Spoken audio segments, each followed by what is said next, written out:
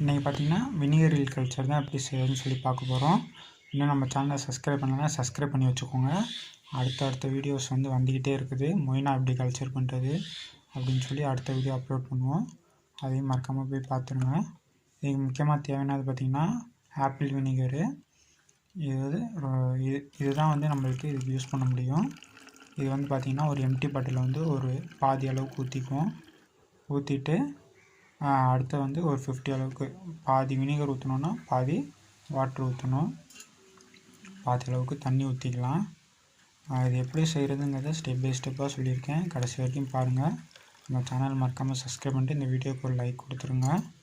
அடுத்தது இதில் முக்கியமாக வேணுங்கிறது பார்த்திங்கன்னா ஆப்பிள் எதுக்குன்னு பார்த்திங்கன்னா அந்த ஈலுக்கான ஃபுட்டு ஒரு 10 பீஸ் சின்னதாக ஸ்லைஸ் பண்ணி உள்ளே போட்டுக்கலாம்.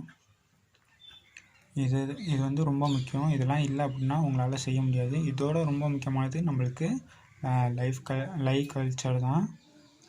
ஸ்டார்டிங் கல்ச்சர் வேணும், மதர் கல்ச்சரு. அது இல்லை அப்படின்னா நம்மளால் கல்டிவேட் பண்ண முடியாது. இதில் இருக்கிறது ஒன்று இல்லைன்னா கூட உங்களால் செய்ய முடியாது.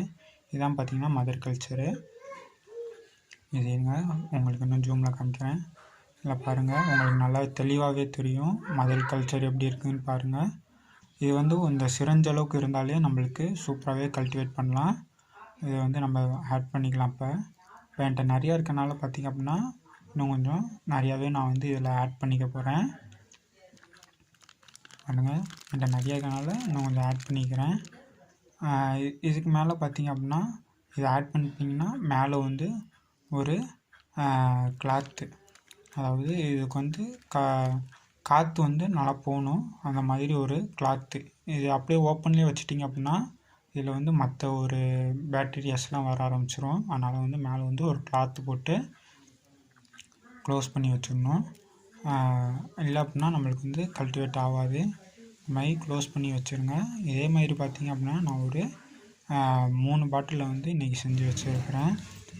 பாருங்கள், இந்த 3 பாட்டிலையும் தான் நான் செஞ்சு வச்சுருக்கேன். இது கரெக்டாக பார்த்திங்க அப்படின்னா ஒரு 3 வீக்ஸில் ஃபுல்லாகவே ரெடி ஆகிடும். இது ஒரு டார்க்கான பிளேஸில் வைக்கணும், அவ்வளோதான். இது கல்ச்சர் ஆகிரும்.